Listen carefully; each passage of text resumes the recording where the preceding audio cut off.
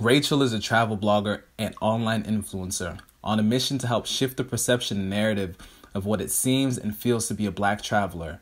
After battling with anxiety disorder and depression, she retired from corporate America, turning down a six-figure income position at the age of 27 to live in her purpose and fully indulge in her wanderlust. Traveling to a variety of different countries such as Cuba, Mongolia, Thailand, and Tanzania, Rachel shares her valuable insights on racheltravels.com, a travel blog dedicated to educating and inspiring Black millennials to explore the world and push past their comfort zones, all while encouraging the idea that world travel does not have to be expensive. In addition to being a well-seasoned traveler, Rachel partners with global brands to add travelers of color and provides consulting to other online influencers to create an authentic and profitable brand. In this interview, we discuss her transition into entrepreneurship, how to travel on a budget, the importance of traveling with a significant other, and how international travel could help expand your world view. What is going on, world? It's your boy Michel, Valbrun, aka Money Making Mitch, and today I'm here with the lovely and well-traveled Miss Rachel. Hello, thank you for having me. Hey, thank you for your time, and thank you for being in the country as well. Well, thank you.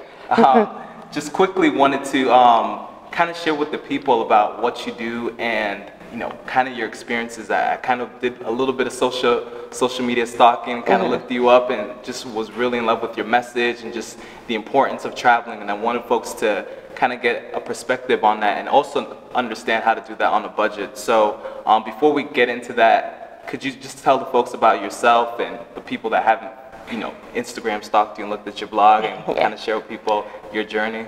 So my name is Rachel Hill, and I am the founder of racheltravels.com. And basically what my mission is to really bridge the gap between Black American travelers and unique destinations around the world. So I have the opportunity to partner with brands and travel tourism boards to create content around traveling to places like Estonia, Guadeloupe, Latvia, and really just bringing awareness to what it is to be a Black traveler around the world. That's awesome. Thank you. So I was looking at your blog, and I noticed that you kind of shared on there kind of how you got to this point of traveling, and I know you were working a corporate job and you kind of had some issues with that. So could you just kind of share with the people like a little bit of that journey and kind of what brought you to? For sure. So I probably had the typical life that you're supposed to have, where you go to school. I went to FAMU, by the way, but you go to school, you get a really good job, and then you work that good job for the next 30, 35, 40 years, and then you get married and you just kind of retire. And I did all those things. I got this very great corporate lucrative job making six figures. I lived in New York, I lived in Philadelphia, but then I realized I was suffering from anxiety disorder and depression. And so after going to therapy every Wednesday and no one knew, I decided to recreate my life. And what it looked like for me was leaving this very promising career to travel solo in Asia for like the next 3 months. And then I started my blog to kind of tell my journey. And then from there, I realized there was an opportunity for me to, tell that story. That's incredible. Thank you.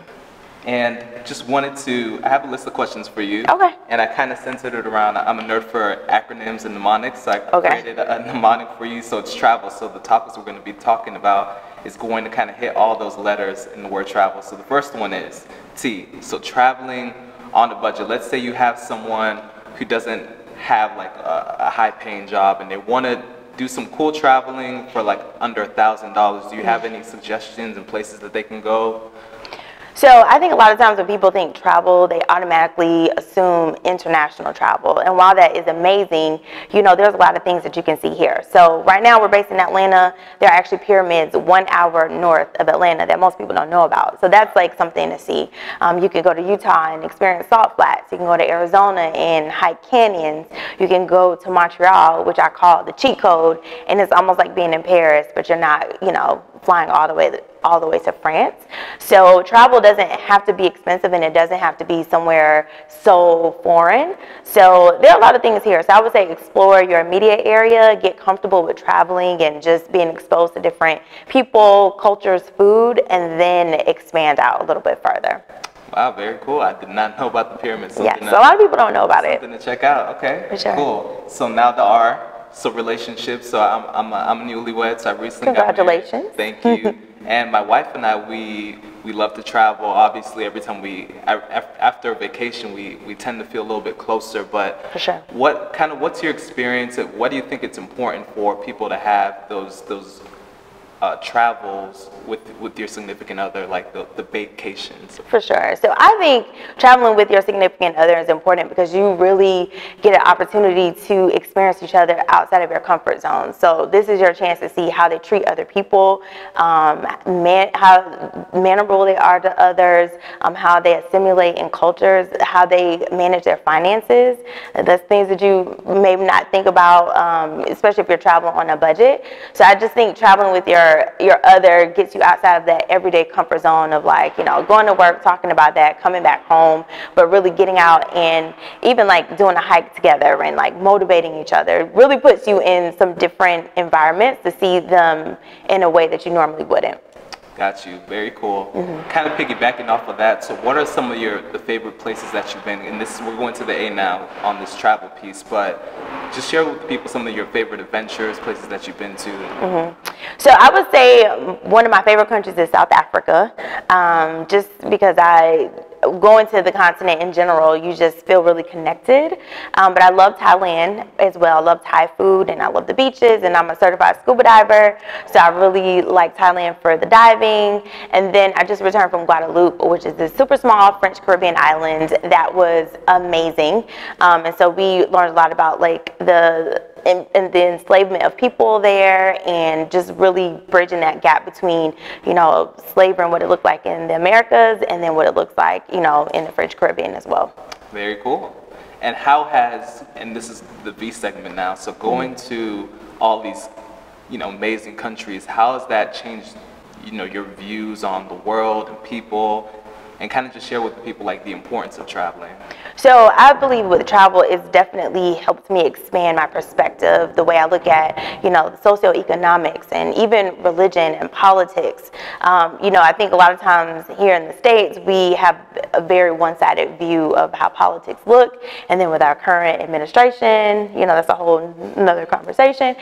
So just traveling to other places and seeing how we're viewed on the outside and why we're viewed that way, or even the type of propaganda or what they're being shown, has really allowed me to be a lot more tolerant. And that's another reason why I encourage travel, just so you can create your own opinions based off of, you know, having more of a 360 view versus just, you know, what we see on TV every day.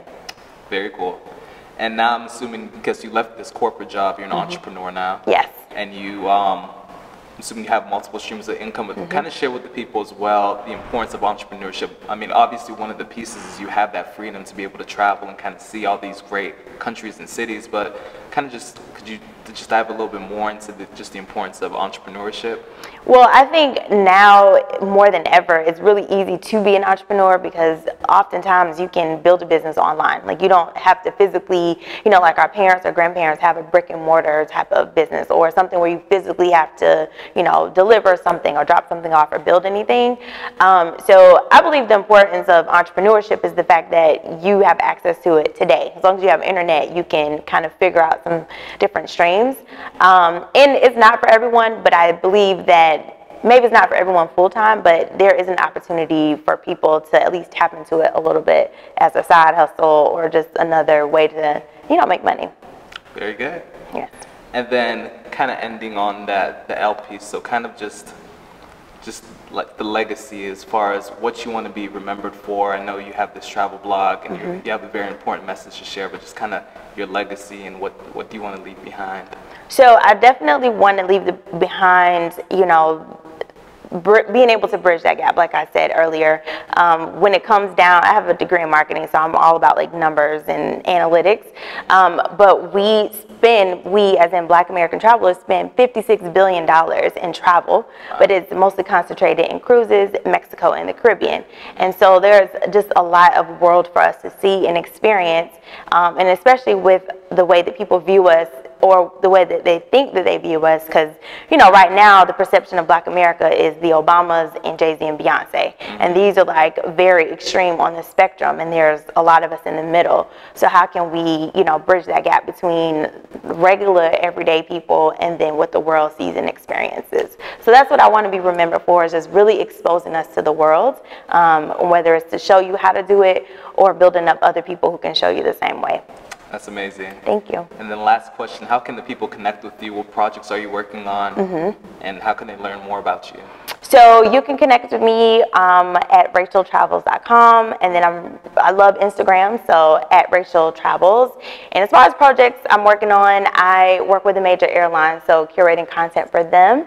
And I'm also building up other influencers of color. So I'm really excited about that project, just to help people do what I'm doing. But, you know, I'm only a one-woman show, but my story is different from a family, because I'm single, I don't have a family. So, you know, what it looks like to be an influencer with a family, or being a single mom, or a single dad, or, you know, over 50, right? So how can I help us, even though we look very differently, how can I help us still get that awareness for our own audiences? Very good. Thank you. Well, thank you so much for your time. Really appreciate you sharing. Thank you for having me. Message, and I look forward to speaking with you in the near future. Thank you so much. Thank you. All right, take care. Thanks.